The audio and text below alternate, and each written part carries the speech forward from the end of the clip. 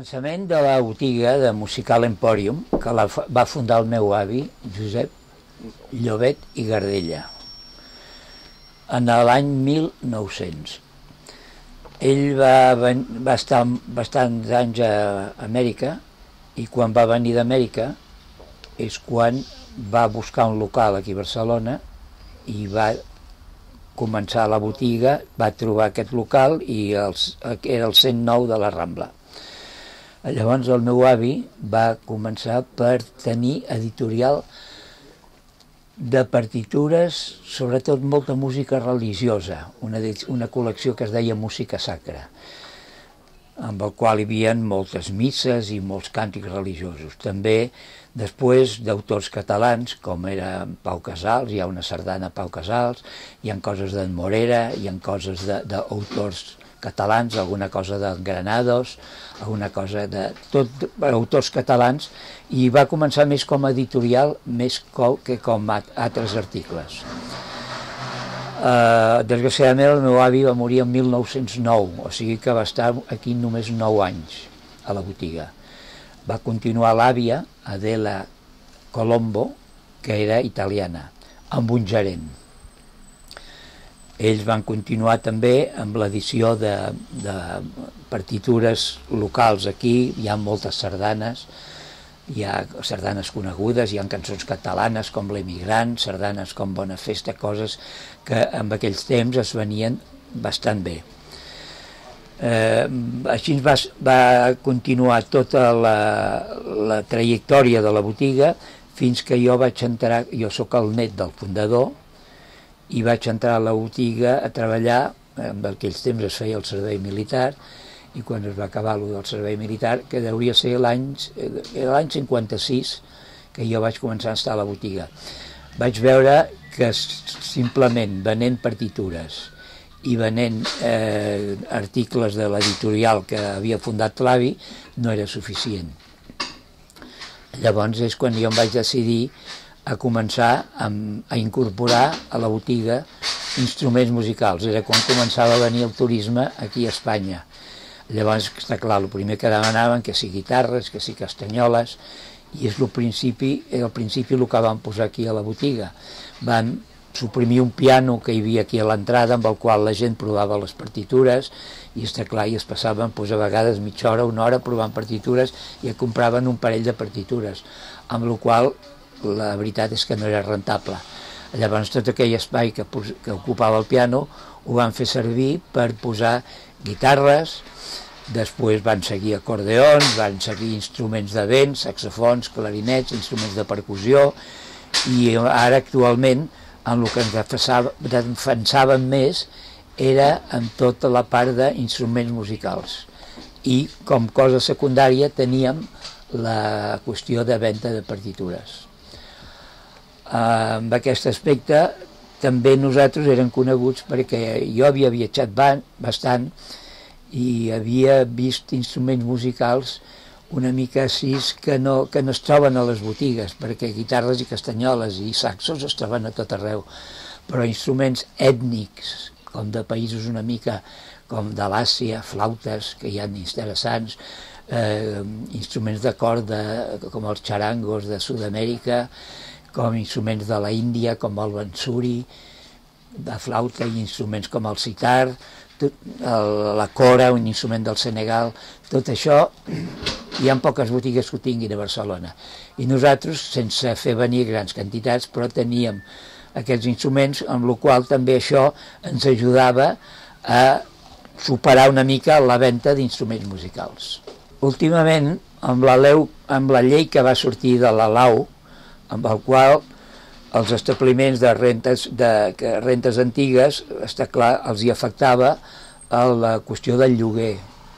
És a dir, que ara, amb els lloguers actuals que poden començar a venir a partir de l'any 2015, ens trobem que són uns lloguers que no els podem acceptar, perquè són uns lloguers, sobretot a puestos com la Rambla o així carrers principals, són uns lloguers que són molt elevats.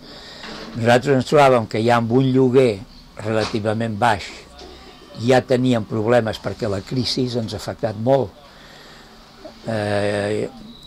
Normalment la qüestió d'internet ens ha fet bastant mal, perquè moltes vegades articles que es venia aquí, llibres i partitures i àlbums musicals, quan els deia això val 15 o 18 o 20 euros, ui, m'ho baixaré per internet, això t'ho deien així a la cara.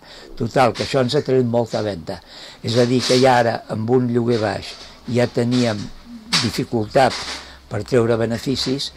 Imagini's aquí un lloguer elevat com volen posar, amb el qual nosaltres no estem en situació de poder-ho acceptar, i això és una de les raons per la qual que em sap molt greu, però tenim que deixar el local després de 114 anys de venda de música i d'estar al servei de la ciutat.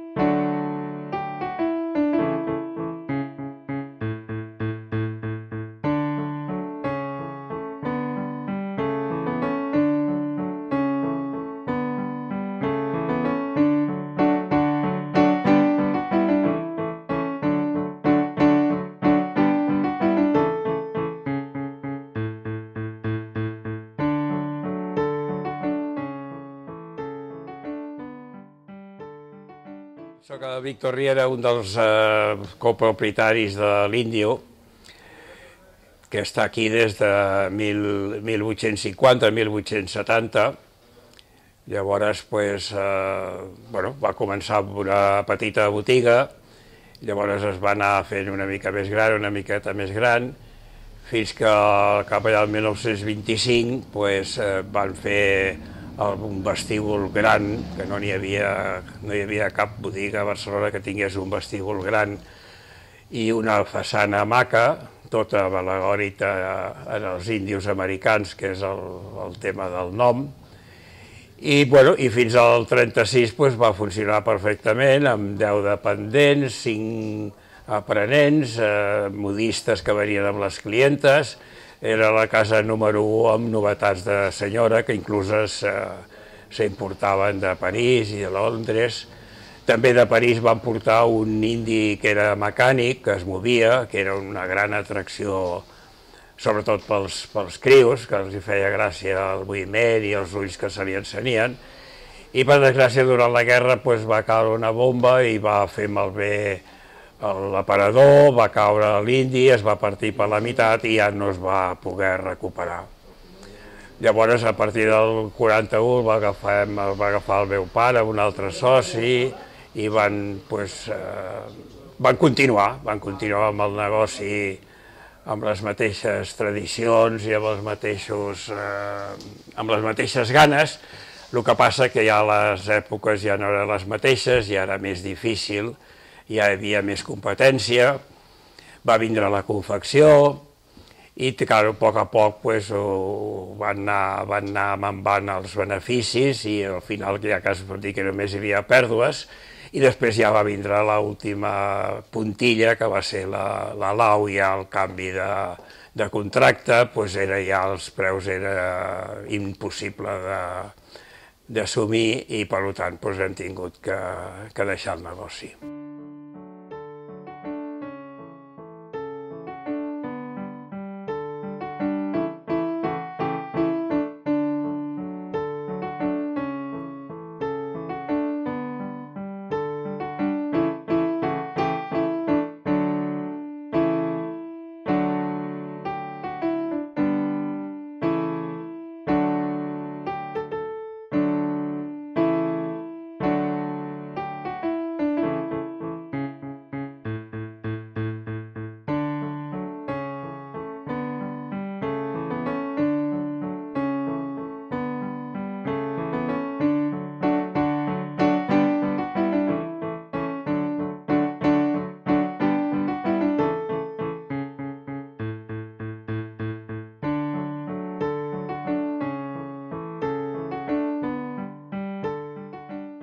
Bueno, Colmado Quiles es un negocio que fue fundado en 1908, lo regentaba una familia que se llamaba Vilaseca.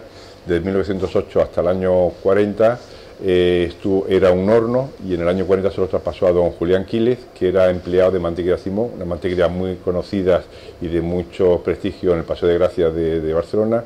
Y en el año 40 lo cogió don Julián Quiles y estuvo haciendo un trabajo de sacrificio, constancia, año de posguerra, de muchas necesidades. Y ahí estuvo hasta el año 74, que se lo traspasó a don Andrés Lafuente.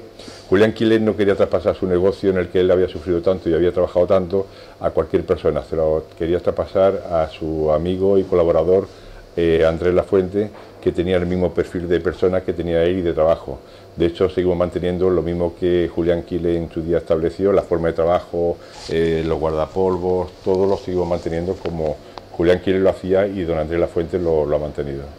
La tienda de Colmado Quiles, como muchas más tiendas, creo que forman parte de la ciudad, incluso cuando vienen gente de otros países,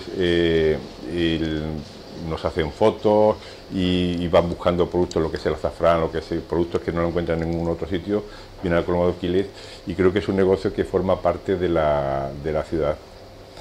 Ahora tenemos un problema, que es en el que al final de año, el 31 de diciembre, pues caduca el contrato, se están negociando. Creo que queda poca esperanza de vida, seguramente nos tendremos que ir, pero creo que hasta mientras hay vida y esperanza, y hasta última hora no nos vamos a rendir. No vamos a rendir ni la propiedad ni tampoco los empleados, porque el que menos lleva 40 años, yo llevo 37 años, ahí tenemos toda nuestra vida, tenemos toda nuestra vida y nuestro trabajo, nuestra seguridad, y la verdad que vamos a estar luchando hasta última hora.